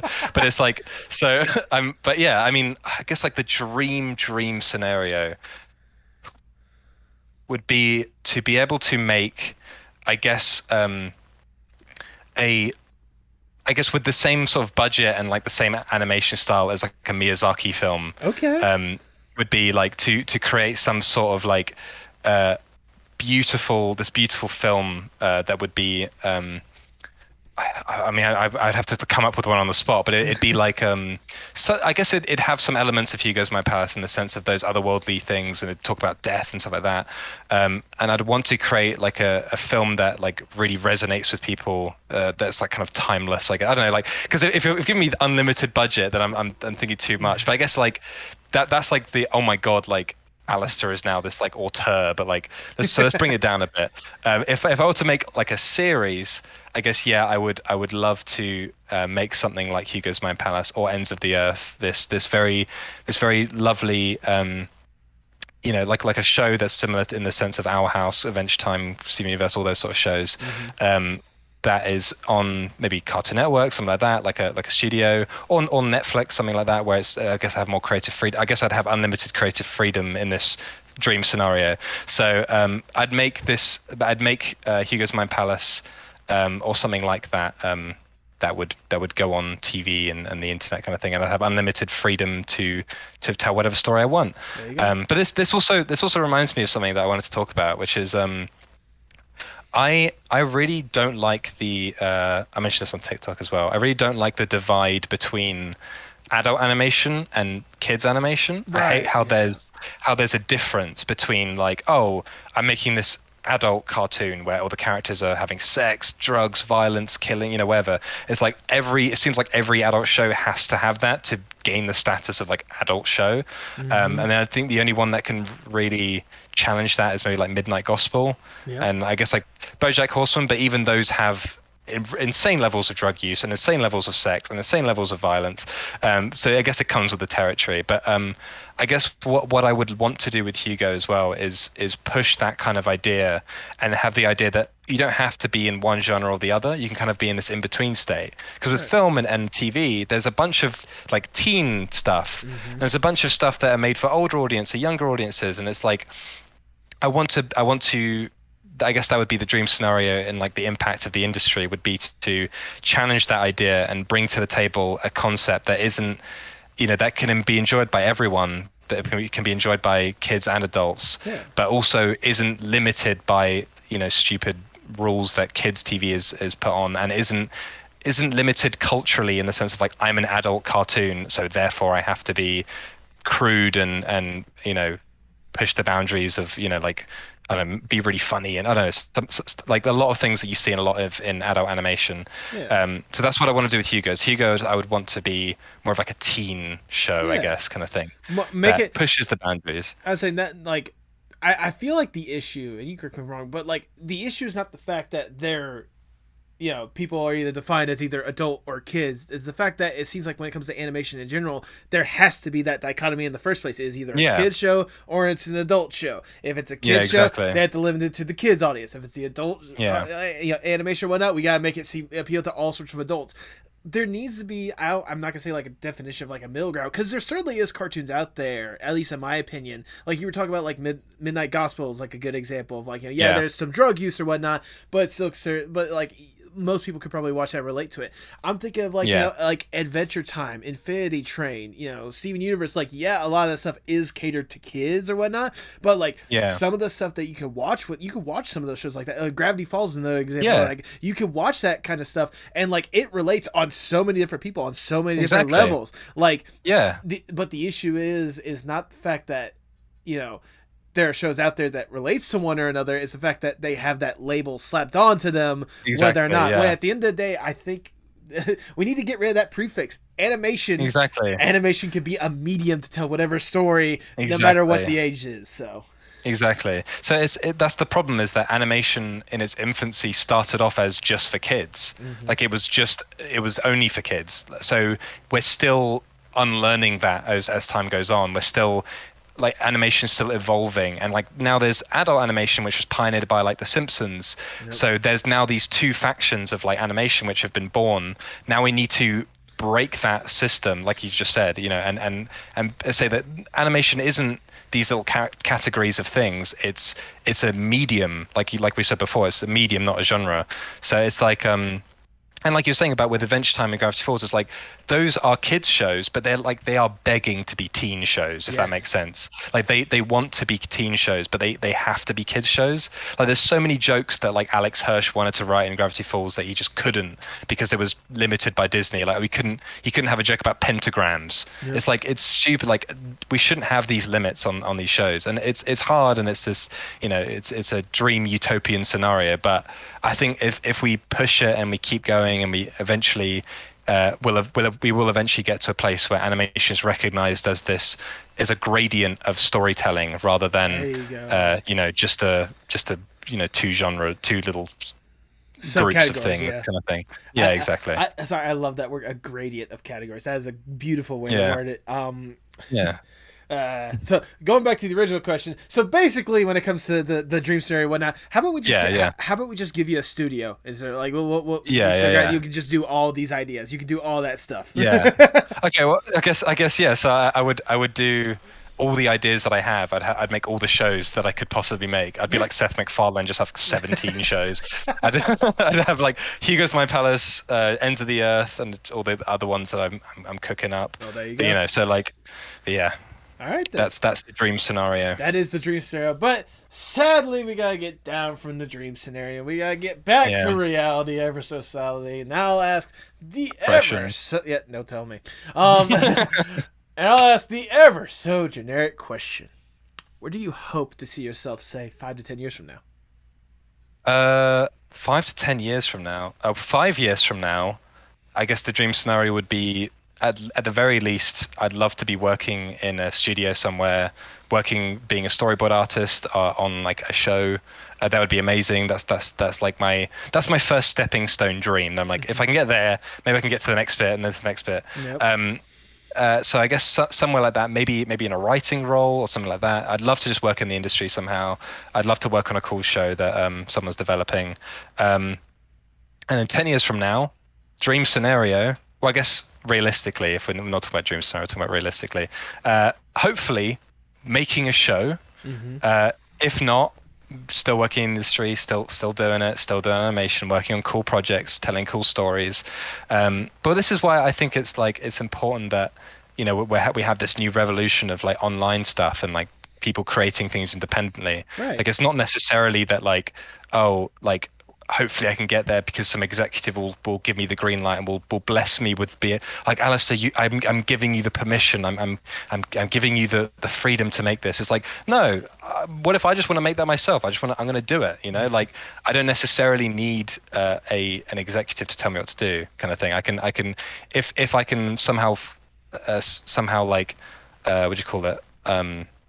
Manifest this idea of like I can create my own job or create my own business and do it independently, then why not, kind of thing. That's the thing that Rad Cycrest is doing. He's pushing that a lot, and he's trying to make his new show ideas, and he's just posting them on TikTok. He's just making animatics and posting them on TikTok and funding them independently. So it's like, I'll just try that as hard as I possibly can, and we'll see where things take me. But well, there you go. Yeah, there you go. That would be wonderful to see, if I do say so myself. Yeah.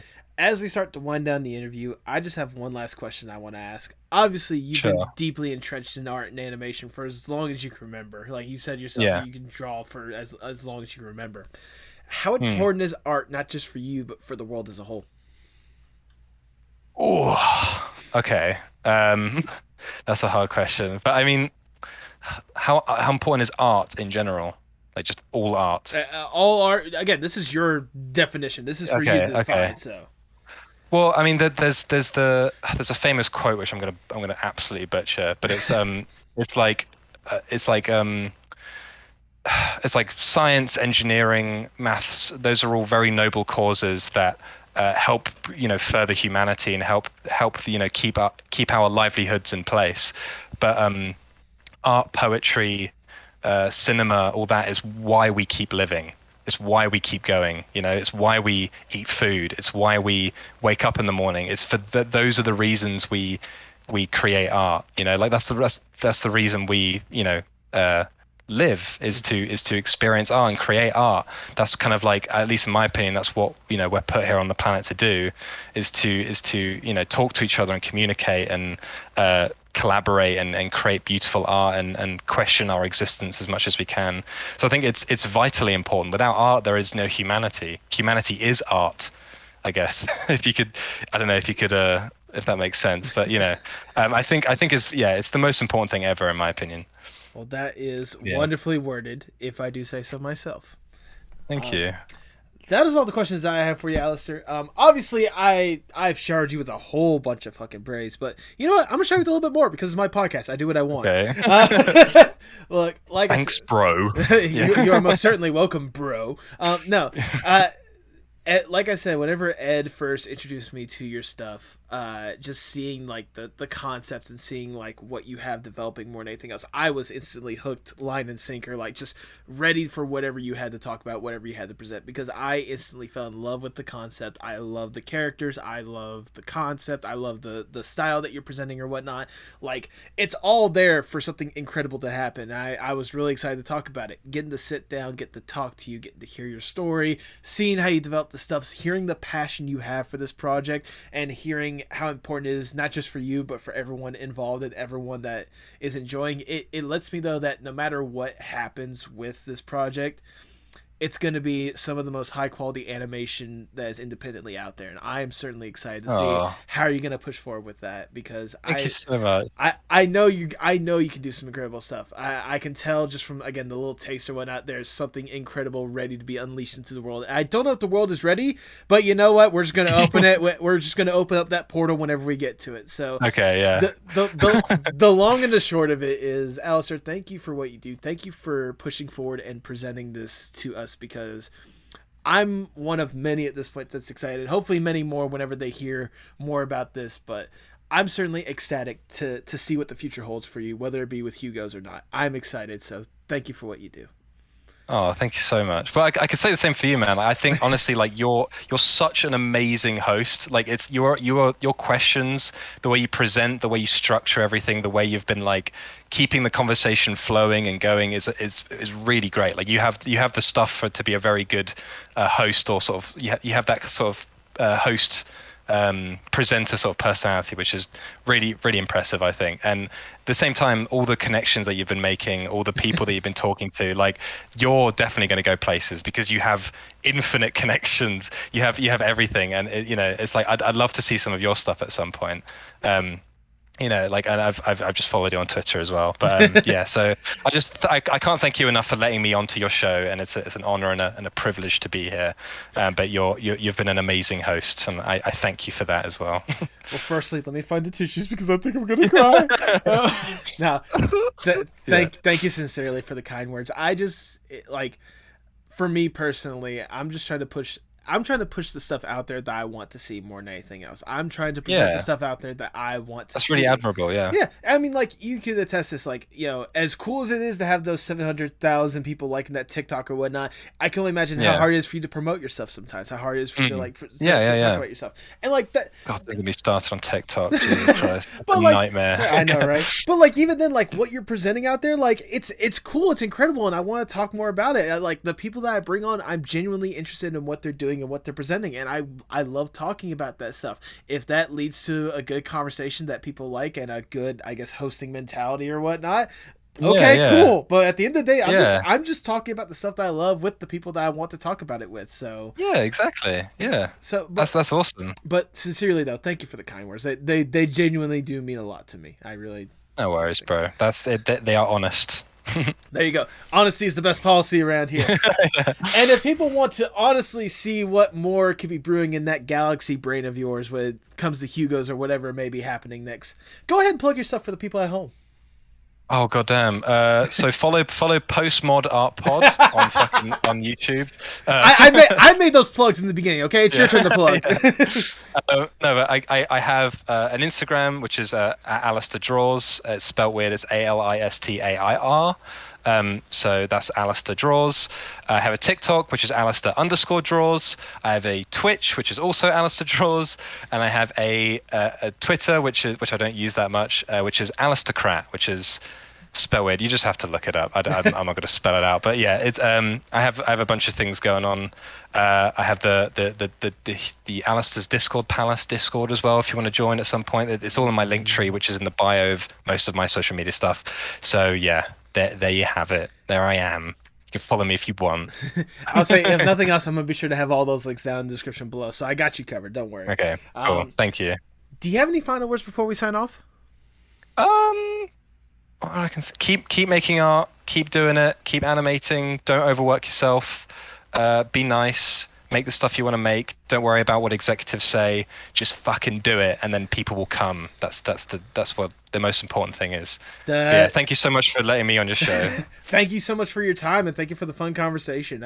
Hey, and Yeah. if Daryl's interested in coming on at some point, you let him know. Oh yeah, definitely. I'll let them know. I'm sure we could talk about, I don't know, games, or Yeah. I'm sure there's some something like art, something like that. I'll try and meet him in the dreamscape tonight if I can. There you go. That works yeah. for me. But until Cool. then, all I have left to say is for the people at home, hasta luego, mi amigos. Bye. Tell me what's wrong, tell me sparks in motion. Sing me a song, tell me your eyes can't go open.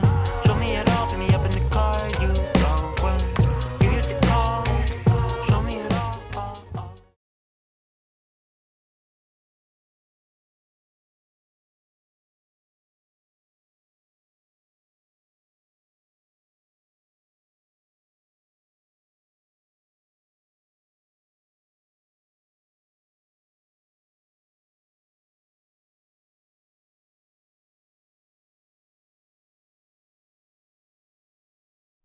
Thank you so much for sticking around to the end. If this is your first time listening, sincerely, thank you from the bottom of my heart for sticking around to this point.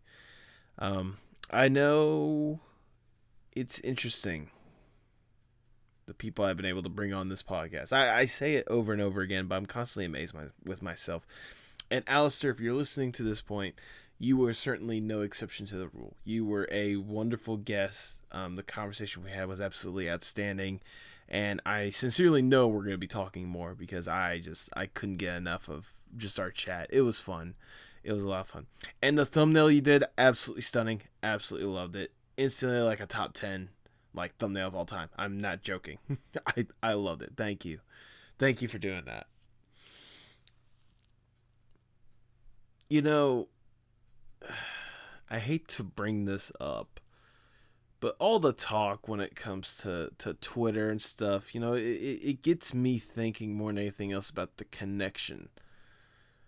Without Twitter, this podcast probably wouldn't exist, or it wouldn't be as successful.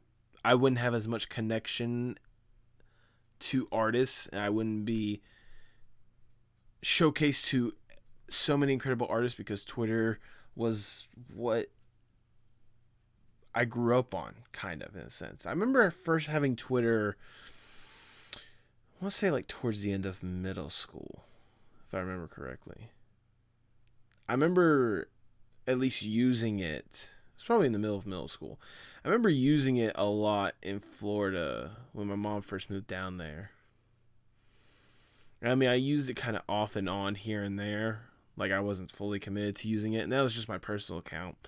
But whenever I really went forward with some of this stuff and went forward exposing myself to artists and whatnot, Twitter was the way that I was able to get connected to people and really get to introduce myself. And now with everything that fucking Elon Musk is doing, Jesus fucking Christ, I'm part of me is scared, part of me is concerned, but part of me also knows that this is more or less just, new guy comes in flexing his muscles and trying to figure out how to get the money that he just lost. There are a million different ways that this stuff can go. I just hope that at the end of the day...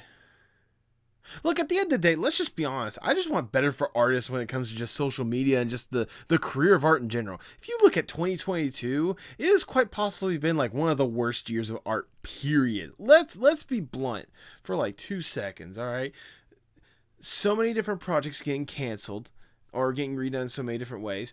NFTs becoming a goddamn thing and fucking putting a major dent when it comes to the industry and shit, because fucking crypto bros wanted to come up with some stupid shit. Corporate mergers becoming quite possibly the worst things that happen to artists, with so many studios, big studios, trying to get money one way or another and having to cut so many projects, get rid of so many projects, store away so many projects. I saw the quote that fucking Zalaz had the other day or whatnot. And now with this going on with Twitter, potentially getting rid of a potential outlet for artists to really push out their stuff. Artists, we've had it rough this year. You guys have had it rough this year. And we are only 2 months away from the end of the year. I feel so exhausted just seeing all this stuff on top of the stuff that I'm already dealing with in my personal life. Mainly work. It's just work. Work has been killing me. But that's aside from the point. I just sincerely hope that no matter how things shake out with everything, artists are still able to push forward. Artists are still able to find a way to thrive in one way or another. And artists are able to prove just how important art is on so many different mediums and modems and all that stuff. You know, at the end of every podcast, I ask how important is art, not just for you, but for the world. I ask that question because for everyone it is a different answer, but at the same time, they all at least reiterate that it is very vital that we have art. And if people keep finding different ways to try to suppress that art is just going to come back. They're going to be throwing harder punches, and they're going to find ways to let themselves be known. Artists are going to let themselves be known. Hey, we are here. We are not backing down. And the artists, I don't know if you take what I say to heart, but you guys fight like there's no goddamn tomorrow. You guys keep fighting. Don't let petty bullshit like this. Okay, one media platform is down. Find 20 more. Develop your own or something like that to where we can grow. You know? Projects get canceled. Fine. Go out of your way to make your own. It may not be ideal. It may not be perfect. It might put you in a fucking hole. But you know what? Make that fucking project. Give people opportunities. I know you guys have it in you. You guys are doing incredible work out there. And it should not stop no matter fucking what.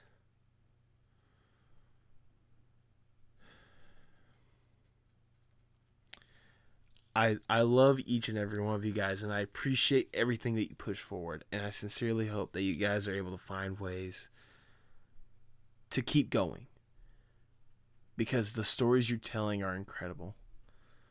The characters you're introducing are incredible. The art that you're producing is stunning, and I want to see everyone thrive.